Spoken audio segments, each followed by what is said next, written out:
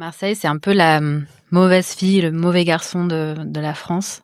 Elle a été sous tutelle plusieurs fois. Ça a été la ville sans nom. Il y a quelque chose qui me plaît de cette désobéissance de la ville qu'on ressent et que je trouve inspirante. C'est une ville qui s'attrape pas, qui se possède pas, qui se décrit pas. Enfin, j'ai l'impression qu'il y a autant de Marseille que de personnes qui y vivent. Même si là, on voit une accélération d'une gentrification de la ville, il y a quelque chose qui lui échappe. Et même, justement, quand on parle d'Instagram, c'est une ville qui est pas vraiment instagrammable. Si les photos qu'on voit de Marseille, elles ressemblent pas à Marseille sur Internet. C'est pas le Marseille que les gens vivent réellement, je pense.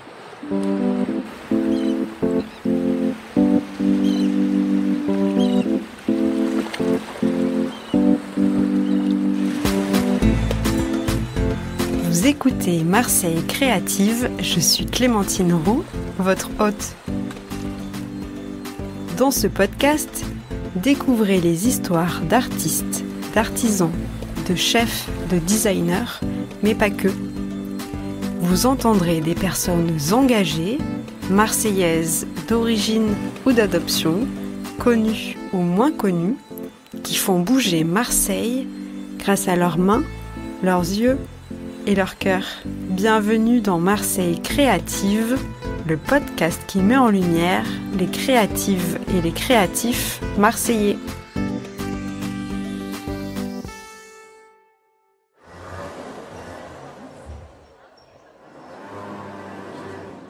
Je m'appelle Elsa Noyon, je suis née à Amsterdam et j'ai grandi à Marseille. Je suis artiste plasticienne et chercheuse. Je vis à Marseille, je travaille à Marseille. Est-ce que tu as des souvenirs d'enfance marseillais ? Le premier souvenir de Marseille est assez drôle. Quand on venait, c'est avant même que j'habite à Marseille parce que on a déménagé quand j'avais 12 ans, en 2001, et on venait en voiture d'Amsterdam avec mes parents, mon frère et ma sœur, et ça durait très longtemps, 14 heures avec des pauses. Et je me souviens qu'on est arrivé en plein été, c'était la grève des poubelles. Et à l'époque, il n'y avait pas de benne pour les poubelles, donc il y avait des gros tas énormes et ça sentait très fort. Et mes parents m'ont raconté que j'ouvrais grand la fenêtre en disant « Ça sent Marseille !» Et eux, ils hurlaient de rire parce que pour moi, c'était pas une mauvaise odeur, c'était vraiment l'odeur des vacances et de l'été. Et ça, c'était un mélange d'eau de mer, de poissons, de pourriture, mais aussi de vent et de savon. Et enfin, il y avait une sorte d'ambiance par l'odeur qui annonçait un temps doux. Dans quel quartier tu vis ? Actuellement, je vis à Longchamp. La petite rue qui longe le parc Longchamp, donc je donne sur les arbres. Quel est ton métier ? Je suis artiste plasticienne et je fais des cartographies. Je travaille aussi le textile, donc par moments mon travail peut être plutôt artisanal aussi. J'ai travaillé un moment dans le cinéma, donc ça c'était après les études aux Arts Déco, une sorte d'entrée dans le monde actif des adultes, et j'ai beaucoup appris pendant ces années-là et fait des belles rencontres, et je m'en sers encore aujourd'hui de ces apprentissages, mais ça m'a pris du temps avant de réaliser que être artiste c'était aussi un travail. Et qu'on pouvait aussi gagner notre vie, qu'il y avait aussi une part d'emmerde et en tout cas, administrative, et une part ennuyeuse dans le travail d'artiste. Comment et quand est-ce que tu as réalisé que tu étais une artiste ? Petit à petit, je crois que c'est vraiment après l'école, j'étais pas du tout prête à dire que j'étais artiste. C'était en 2014 que j'étais diplômée et j'étais j'envisageais pas du tout commencer une carrière d'artiste et vivre de mon travail. Et quand on me demandait ce que je faisais, j'arrivais pas à dire que j'étais artiste. Et c'est venu petit à petit, en faisant des projets et peut-être par habitude et par le fait de faire, en fait. À un moment donné, on fait partie de ça a aussi un engagement, en fait, d'être de produire ses œuvres, de les porter, de faire ce choix-là. Et donc, au bout d'un moment, ça vient tout seul, mais je me souviens pas d'un moment en particulier. Je me souviens juste que c'était de moins en moins étrange de dire que j'étais artiste. J'ai pas dit quel est ton parcours, mais bon, tu l'as à peu près dit. Je sais pas si tu veux rajouter quelque chose. Donc, je suis née à Amsterdam. J'ai déménagé avec ma famille en 2001 à Marseille. J'étais au lycée à Marseille-Vert et j'ai ensuite déménagé à Paris pour mes études et à Strasbourg aux Arts Déco, où j'ai passé 5 ans jusqu'au diplôme et ensuite j'ai vécu à Paris pour travailler dans le cinéma et ensuite me consacrer à mon travail. J'ai déménagé à Marseille en 2020. Est-ce que tu peux nous en dire plus sur ton univers artistique? Comment on reconnaît une œuvre signée Elsa Noyon? Je sais pas trop parce que je fais des choses différentes, mais je pense que ce qui relie mes différents projets et travaux, c'est le territoire. Et ça, ce qui m'intéresse, c'est la question d'habiter, comment on est touché par un lieu et comment les personnes habitent leur environnement et le transforment et se sont transformées par leur environnement. Donc c'est cette relation très personnelle au lieu qui me touche. Donc j'aime les histoires et ça se traduit souvent par des récits que je récolte, des rencontres, beaucoup de balades. Et ça peut être mes projets sont souvent très longs, donc ça peut être au moins 2 ou 3 ans. Des projets de recherche, d'installation qui peuvent se traduire par l'édition ou par l'installation. Et c'est pour ça que reconnaître un travail, je sais pas trop comment les gens peuvent reconnaître mon travail, à part dans la cartographie où c'est assez clair. J'ai commencé une sorte de projet. Enfin, c'est un projet qui s'appelle Déplier l'ordinaire que j'ai débuté à la Goutte d'Or en 2018 et que j'ai édité avec LGM Édition en 2020. Et là, je viens de sortir un 2e livre sur Noailles, dans la même avec la même méthodologie, avec des variantes et plus de temps, et une autre éditrice qui s'est ajoutée, Emmanuel Odo. Donc ça, il y a vraiment à la fois un fond commun et une différence dans ce nouveau projet. Mais donc là, oui, c'est reconnaissable. Et sinon, je travaille le textile. Donc là, ça, c'est un projet que j'ai commencé en habitant à Marseille, en ayant plus de place et en retrouvant effectivement la lumière, les couleurs de la ville où j'ai grandi. Et j'avais envie de faire des choses plus volumineuses, mais grandes, sans que ça prenne justement de la place. Donc je voulais pas faire de la peinture, je voulais pas forcément faire quelque chose d'encombrant, salissant, mais quelque chose des grands drapeaux qui pouvaient prendre le vent et qui pouvaient être pliés ensuite. Et de cette façon, travailler la texture et la couleur. Et donc ça, c'est encore autre chose qui n'a rien à voir avec mes dessins de cartographie, mais le lien qu'on peut trouver, c'est le territoire qui m'inspire.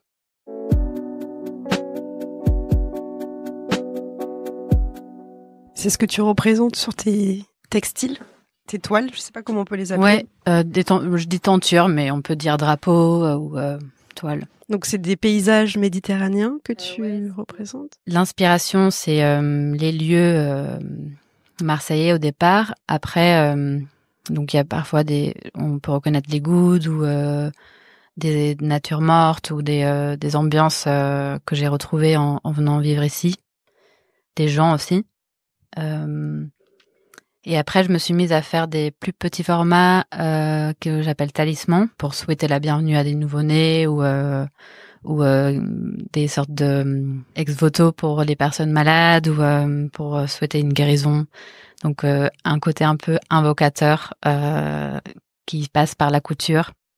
Quelle est l'idée de départ de Déplier l'ordinaire? Déplier l'ordinaire, c'est une envie de faire un voyage du proche, de observer notre environnement qu'on habite mais qu'on connaît pas, vraiment défier le regard, donc se rendre compte que on connaît jamais notre environnement jusqu'au bout, parce que on voit des choses que d'autres voient pas et vice versa. Et en fait, c'est ce souhait, de faire un inventaire grâce à une vision collective. Donc, qu'est-ce qui m'a échappé, comment je peux arriver à tel et tel endroit ou telle et telle vision, et aussi superposer cette espèce d'épaisseur d'un territoire et les couches différentes qui composent un environnement. Donc, c'est la question de départ, c'était vraiment qu'est-ce que ça veut dire habiter un quartier en dans une densité urbaine importante et qu'est-ce qui existe à côté de moi sans que je prenne le temps de regarder réellement. Ça a été facile de recueillir la parole des habitants et des habitantes de Noailles? J'avais quand même déjà l'expérience de la Goutte d'Or où j'avais vécu, donc du coup le fait de pas vivre à Noailles, ça m'a aussi aidé quelque part, de prendre plus de temps, d'être plus anonyme. C'était aussi une position que j'avais volontairement choisie.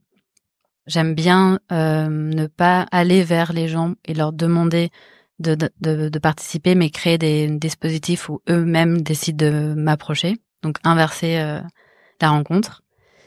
Et ça, ce sont des méthodologies qu'on a un peu imaginées avec Emmanuelle Odo, une des éditrices qui m'accompagnait sur le projet, qui était présente à Marseille. Du coup, elle s'est beaucoup investie aussi. Elle a aussi pris des sons, elle a rencontré des gens. Elle voulait de son côté faire un podcast qui accompagne le livre, qui est en stand-by pour l'instant, mais qui existe. Et donc ça a pris du temps. Ça n'a pas été difficile. J'ai pas vécu de difficultés. J'ai bien aimé tester des choses comme par exemple afficher des cartes dans la rue sur les portes anti-squat et permettre aux gens avec un petit écriteau d'intervenir sur les cartes, de les modifier, de dire ce qu'ils en pensaient ou de nous écrire sur un mail qu'on avait fait spécialement pour ce projet. Il y a eu qu'une seule réponse, mais en fait il y a eu des interactions pendant qu'on collait et en fait qu'il y ait qu'un seul mail, ça nous a vachement fait plaisir parce c'était vraiment un test. Et cette personne, c'est une étudiante qui est à l'école d'archi en Urba et qui m'a ensuite accompagnée sur des relevés. Et c'était une super rencontre presque à la fin du projet. Et après, on a fait un grand déjeuner dehors en janvier. Il devait y avoir genre 5 mètres de table dans la rue de l'Arc. Le petit bouillon de Noailles m'avait prêté leur cuisine pour que je fasse une soupe, une chorba la veille. Et il y avait 70 personnes qui ont pu manger une soupe et qui vont participer ensuite à des cartes parce qu'on avait tout imprimer des fonds de cartes pour qu'ils puissent eux-mêmes faire une carte personnalisée sur un thème qu'ils choisissent parce que du coup, pour expliquer un peu le projet, des pays ordinaires rassemble 70 cartes, ou un peu plus, sur des thématiques différentes. Donc, elle révèle un élément, chaque carte révèle un élément présent dans le quartier. Donc là, les habitants et habitantes ont, par exemple, fait une carte sur les endroits où elles avaient dormi ou une carte du patriarcat ou de ce type de carte où justement toutes les adresses où la personne allait manger. Pourquoi avoir choisi des quartiers populaires? Parce que la Goutte d'Or, c'est aussi très populaire à Paris. Ouais. Noailles, c'est un quartier populaire. Pourquoi avoir choisi plutôt des quartiers populaires et aussi qui se font gentrifier? Ouais. Je crois que c'est pas un choix conscient, mais c'est parce que j'y ai vécu. La première fois, c'était vraiment parce que c'était mon quartier et qu'effectivement, j'y avais vécu d'abord en dehors, juste à la limite du quartier. Quand j'ai déménagé à l'intérieur de la Goutte d'Or, j'ai senti qu'il y avait un intérieur et un extérieur, enfin un dehors dedans. Et ça m'a fasciné ce truc-là de sentir. Enfin, c'est vraiment les frontières d'un quartier, on peut les ressentir physiquement. Et c'était une des premières questions que j'ai posées ensuite aussi aux personnes que je rencontrais. Quelles sont les frontières de ton quartier? Et elles sont différentes, elles sont poreuses, donc elles sont propres à chacun et chacune. Et ensuite, Noailles, je pensais pas du tout en faire une série. C'est juste en revenant vivre à Marseille et en traversant Noailles, parce que du coup j'habitais vraiment au bord, à Courlioto, près de la montée du boulevard Salvatore là. Je sentais que c'était vraiment une sœur jumelle de la Goutte d'Or, et d'autres personnes ensuite m'ont encouragée. 2 amis, Thiel Roskens et Adrien Zamit, m'ont parlé de Laura Spica, qui est une habitante de Noailles et qui a cofondé Noailles Debout après les effondrements. Donc plusieurs personnes me parlent d'elle en disant il faut absolument que tu la rencontres et que vous fassiez un autre tome. Donc ça s'est fait un peu de façon organique et en effet à la suite de ça, c'est rigolo parce qu'il y a beaucoup de gens qui m'ont dit c'est mes 2 quartiers. J'ai vécu dans les 2 quartiers, donc c'est l'un appelle l'autre, où il y a beaucoup de gens qui ont habité à Noailles et ensuite vont habiter à la Goutte d'Or et vice versa. Donc c'est assez drôle cette espèce. Il y a une jumélité, je pense, de ces 2 villes, de ces 2 quartiers de fait.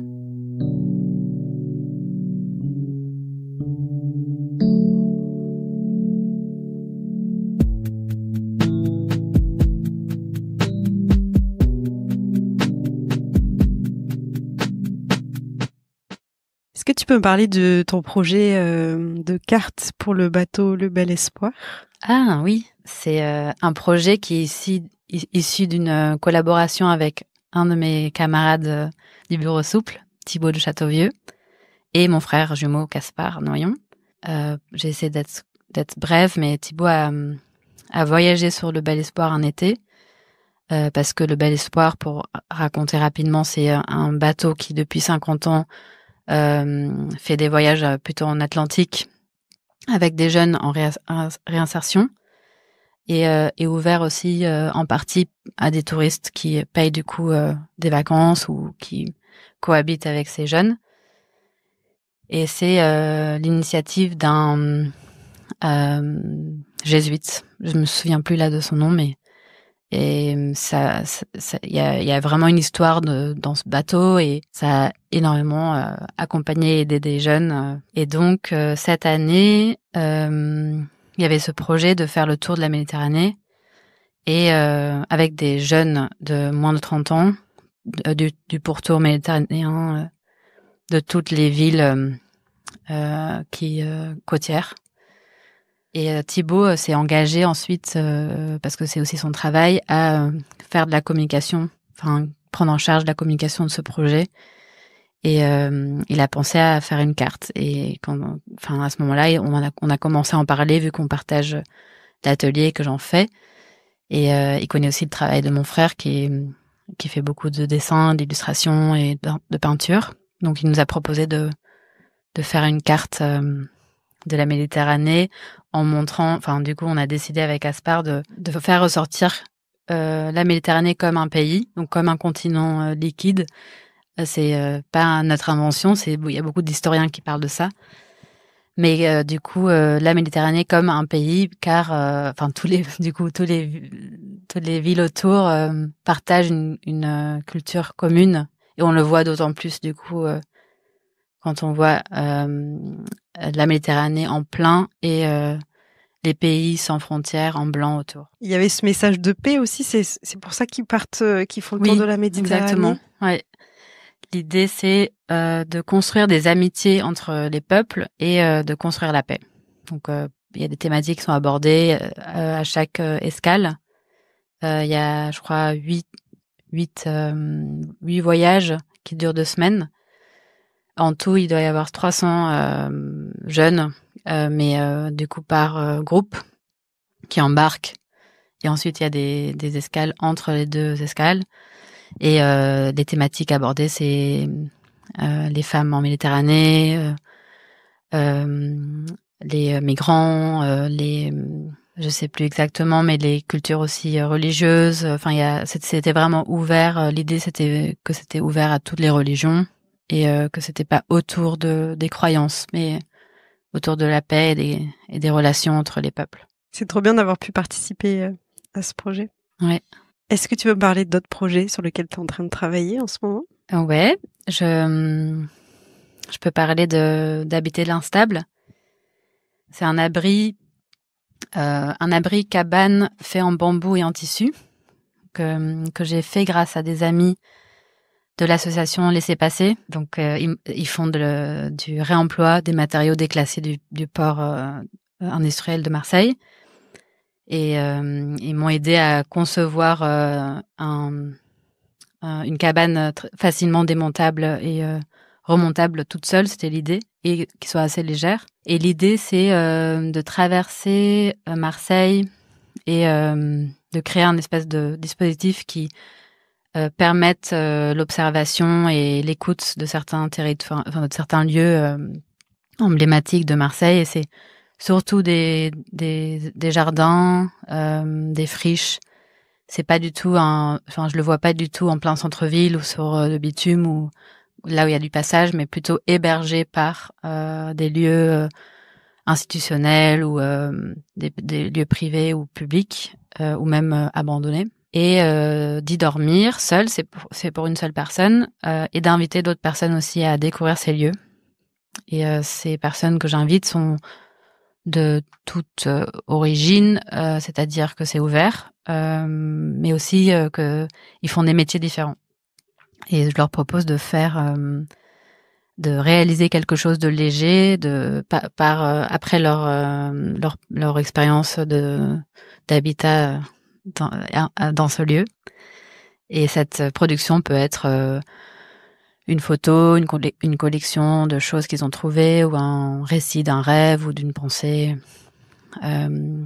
Et je les invite aussi à faire un déplacement par rapport à leur spécialité. Par exemple, si c'est des scientifiques ou des artistes, ils sont pas forcément obligés de créer un texte scientifique ou une œuvre. C'est plus ce qui les relie.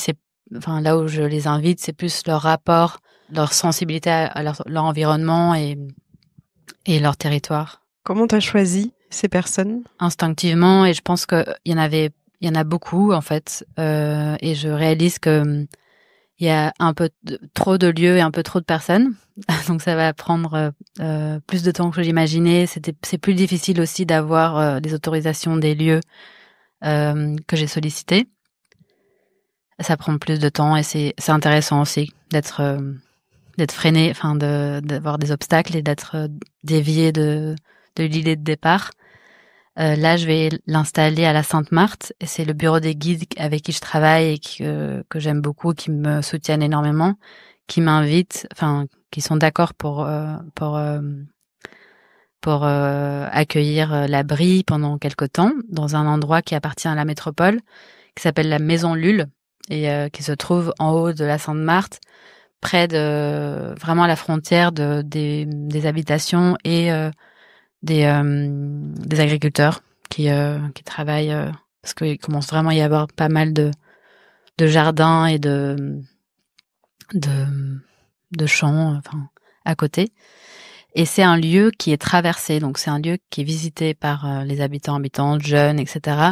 Parce que un peu plus loin, il y a une sorte de point de vue magnifique sur Marseille, et ce jardin est public, quoi. Donc c'est intéressant aussi, c'est ça qui m'intéresse globalement dans ce projet, c'est d'interroger, d'écouter la nature des lieux et de voir comment on se sent, quel type si on se sent protégé ou pas, et quel type de bruit il y a, qu'est-ce qui pousse, et le fait de dormir dehors et de partager ce lieu aussi avec des gens qui sont d'accord pour y passer une ou plusieurs nuits. C'est une expérience qui m'intéresse et c'est une recherche, donc on verra bien ce qu'on trouvera à la fin. Mais l'idée, c'est d'exposer du coup des échos des gens et des textes, le résultat de cette expérience.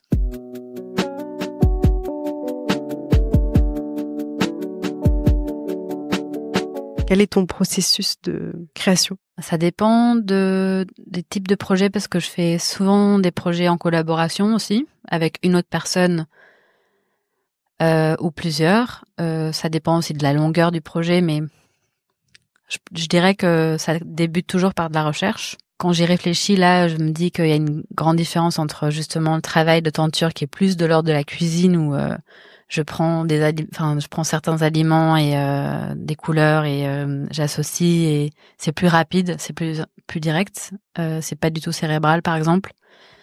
Et quand je travaille sur des projets de territoire longs, Ça part beaucoup de balades, donc de rencontres ratées, de re-rencontres, de réécriture, de retranscription, de dessins, de notes, de photos, de prises de son et du coup d'archivage de toutes ces choses. Et j'essaie de rythmer ma semaine avec un peu de projets non payés, comme ces projets longs qui sont un investissement de ma part parce que je retrouve pas tout de suite une rémunération, et des projets de commandes. Donc pour pouvoir vivre, je vis des commandes de tenture ou de commandes de cartographie ou d'intervention dans des écoles ou des choses comme ça. Et j'essaie de trouver un équilibre entre les deux. Et du coup, ce processus est aussi englobe aussi cette pensée d'économie et aussi de économie, mais aussi de besoin de travailler suffisamment sur mes projets, parce que si je fais que des commandes, je suis malheureuse, et si je fais que mon projet, je suis épuisée. Comment tu mets en place tes protocoles? Parce que la recherche est super large et tu peux potentiellement te perdre, surtout si tu travailles toute seule. Comment tu dis, là, ça y est, j'ai réuni assez d'informations et je peux me lancer? En fait, déjà, ce qui aide, c'est de se dire qu'on n'est pas chercheur ou chercheuse, que c'est pas scientifique. Enfin, moi, en tout cas, je vais pas jusqu'à une conclusion et je me prends pas au sérieux par rapport à ce que je vais montrer. C'est pas, exhaustif ou très réaliste et je m'appuie beaucoup sur des recherches de scientifiques ou des textes de journalistes. Pour Noailles, il y a Mars Actu qui m'a énormément aidée. Donc toutes les recherches qu'ils ont menées, des enquêtes qu'ils ont menées sur Noailles sont vraiment passionnantes. Donc j'invite les gens à lire ce média. Et donc j'ai appris petit à petit à trouver des sources sûres, à revérifier les choses, et aussi accepter que il y avait des choses qui étaient juste de l'ordre de la légende ou de l'histoire, et que ça faisait aussi partie de mon travail de faire de la place à ça. Donc l'expérience des habitants et habitantes compte autant que des chiffres très froids et de la data importante aussi, mais qui racontent pas du tout la même chose. Tout à l'heure, tu m'as parlé de bureau souple. Est-ce que tu peux m'en raconter, décrire aux auditeuristes quel est cet endroit et avec qui tu le partages? C'est mon lieu de travail que je partage avec 14 et parfois 15 autres personnes. Ce projet a été initié par un couple, Martin et Lily, qui habitent dans l'immeuble et qui ont acheté cet atelier et qui nous ont invités à le partager avec eux. Et c'est vraiment un espace très agréable de 100 mètres carrés à peu près, assez sombre. Il y a une mezzanine et on a tous et toutes une table de travail et un lieu commun qu'on partage pour manger, pour faire des événements, des projections, des choses comme ça. Et c'est très joyeux et assez calme pour travailler. Quand tu dis Lily, c'est Lily Sohn, que j'ai interviewé dans mon podcast. Et Lily a sorti un livre sur cet immeuble. Chronique du grand domaine. C'est marrant, comme toi, tu travailles sur l'habitat et que tu te retrouves dans cet immeuble, le grand domaine, qui a traversé l'histoire de Marseille, où il y a tant d'histoires et anecdotes. Donc, à retrouver dans ce livre génial de Lily, Chronique du grand domaine. Ouais, est-ce qu'il y a des échanges avec les habitants et habitantes de cet endroit? Oui, grâce à Lily aussi et Martin qui vivent dans l'immeuble. De temps en temps, quand on fait des événements, il y a des habitantes qui passent. En effet, eux sont très investis dans leur immeuble. Du coup, grâce à eux, on l'est aussi. Et il y a d'autres ateliers aussi dans l'immeuble. Donc, il y a une ambiance particulière dans cet endroit qui s'appelle le Grand Domaine. Où est-ce que les auditeurs et auditrices peuvent voir ton travail? En ce moment, en librairie, parce qu'il y a le livre Déblayer l'ordinaire sur Noailles qui est à Marseille et à Paris et à Douarnenez. J'ai pas d'exposition en ce moment, mais il y en a une qui débutera certainement au printemps prochain à l'IMVT sur les cartes de Marseille, justement, et la recherche autour, et peut-être en lien aussi avec les étudiants et étudiantes. C'est quoi l'IMVT? L'IMVT, c'est l'école d'archi, paysage et urbain à côté de la Porte d'Aix à Marseille. Et il y a d'autres petites choses de prévues, des lancements, mais pas de date précise à communiquer pour l'instant. Sinon, j'ai un site Et un compte Instagram c'est ça, qui s'appelle comment? Elsa Noyon.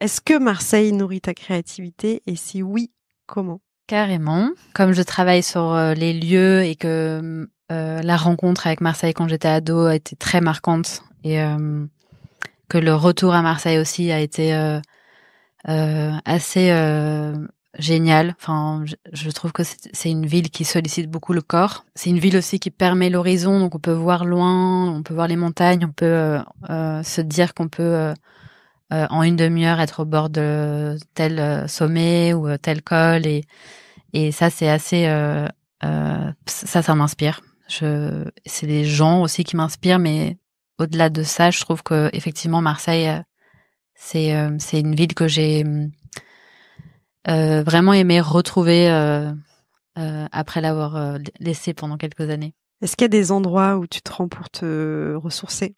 Je vais nager toute l'année avec les nageurs et les nageuses libres. Je vais faire du vélo le matin avec mon ami Pipou et avec mes copines les déchaînées le soir et d'autres amis qui font du vélo et qui aiment se lever tôt. Et j'ai pas de mal à me lever tôt, du coup j'ai décidé de faire ça avant d'aller bosser. Et c'est vraiment un bonheur. Enfin, une balade d'1 heure, en haut de la Gineste ou au Goude, et je nage à mal dormir. Quelles sont tes 3 bonnes adresses? Bah, je crois que c'est vraiment justement le plaisir de Marseille. Pour moi, c'est des endroits, c'est des lieux accessibles à tout le monde où on consomme pas. Donc on peut, par exemple, être grimper en haut de Notre-Dame-de-la-Garde le soir et voir le coucher du soleil. C'est quelque chose qui coûte rien et qu'on peut partager avec d'autres. C'est un des spots que j'aime bien. C'est pas très loin de chez mes parents. Il y a un autre endroit comme ça qui c'est le jardin du c'est interdit d'y rentrer, mais c'est très beau. C'est un jardin de retraite, enfin d'une maison de retraite qui est pareil sur le Roucas, un peu plus loin. Et il est immense. Et ça, c'est vraiment assez chouette à explorer. Et je pense que j'adore le matin aller à Calelongue et quand il y a personne, voir le bout de Marseille et revenir. Et ouais, la dernière, 4e adresse, c'est Mal-Dormé le matin. Qu'est-ce qui te rend fière d'habiter à Marseille? Marseille, c'est un peu la mauvaise fille, le mauvais garçon de la France. Elle a été sous tutelle plusieurs fois. Ça a été la ville sans nom. Il y a quelque chose qui me plaît de cette désobéissance de la ville qu'on ressent et que je trouve inspirante. C'est une ville qui s'attrape pas, qui se possède pas, qui se décrit pas. Enfin, j'ai l'impression qu'il y a autant de Marseille que de personnes qui y vivent. Et il suffit de poser la question. Toi, tu es bien placé pour le savoir, pour entendre des couleurs de Marseille vraiment différentes. Et ça j'ai l'impression qu'elle échappe à quelque chose qui transforme beaucoup les villes aujourd'hui, les grandes villes, même si là on voit une accélération d'une gentrification de la ville, il y a quelque chose qui lui échappe. Et même justement, quand on parle d'Instagram, c'est une ville qui est pas vraiment instagrammable. Si les photos qu'on voit de Marseille, elles ressemblent pas à Marseille sur Internet, c'est pas le Marseille que les gens vivent réellement, je pense. Et ça, c'est une des choses qui me rend fière, mais il y a d'autres choses aussi qui vont avec, quoi. Une sorte de militantisme aussi à Marseille qui est particulière, une solidarité très importante. Les gens prennent le temps aussi, par ailleurs, contrairement à d'autres villes où il y a pas l'espace pour ça. Donc il y a une sorte d'espace pour la rencontre qui est très facile à Marseille. C'est marrant que tu dises que on puisse pas la décrire. En fait, on la décrit pas de manière exhaustive. Il y a tellement de façons de la décrire que la description, elle est toujours très personnelle. Ouais. Et je pense que c'est pas vraiment le cas quand on pose la même question à propos d'Amsterdam ou Paris ou Londres. Bien sûr, il y a des particularités, des récits et des relations personnelles aux villes, mais à Marseille, j'ai l'impression qu'il y a quand même un truc qui reste secret et qui se donne pas facilement.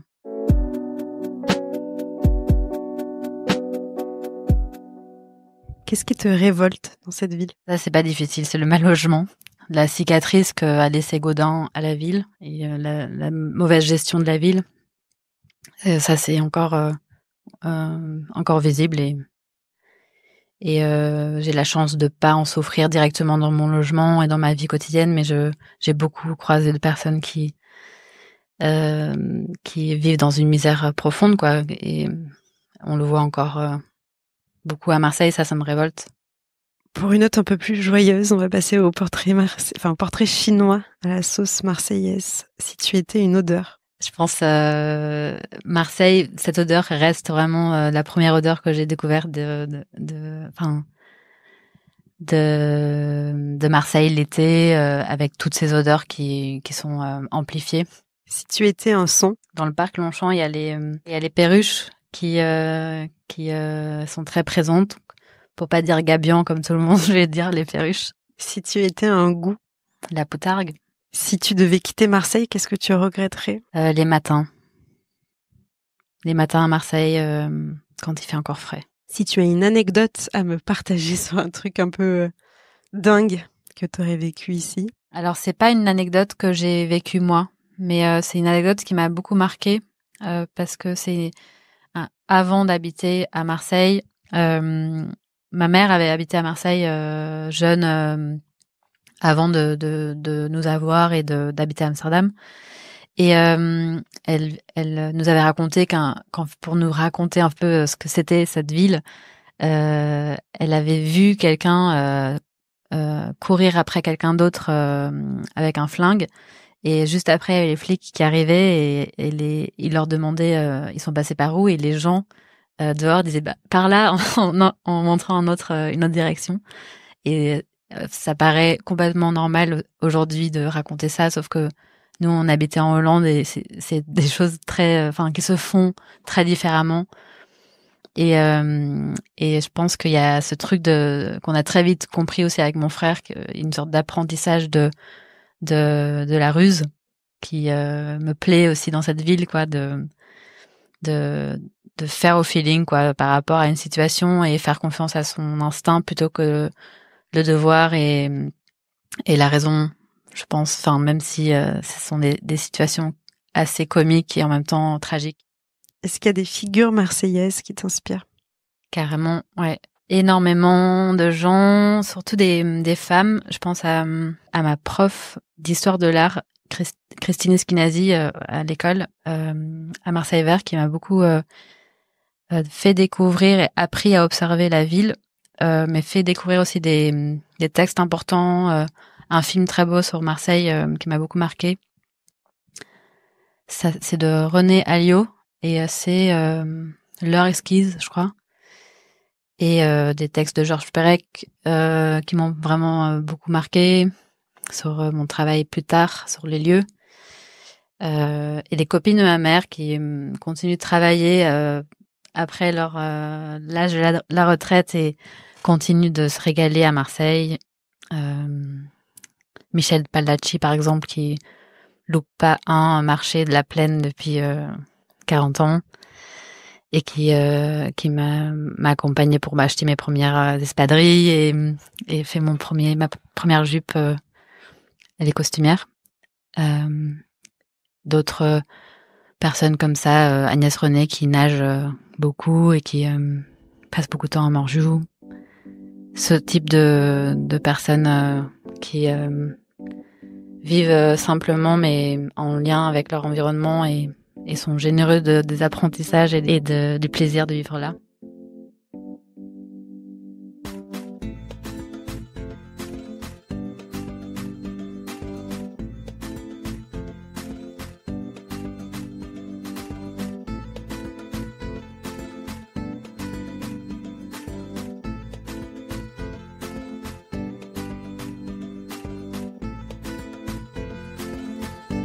Merci d'avoir écouté cet épisode jusqu'au bout. N'hésitez pas à le partager autour de vous et à mettre 5 étoiles sur Spotify et Apple Podcasts. D'avance, un grand merci pour votre soutien et je vous donne rendez-vous dans 15 jours pour un nouveau portrait marseillais. À bientôt!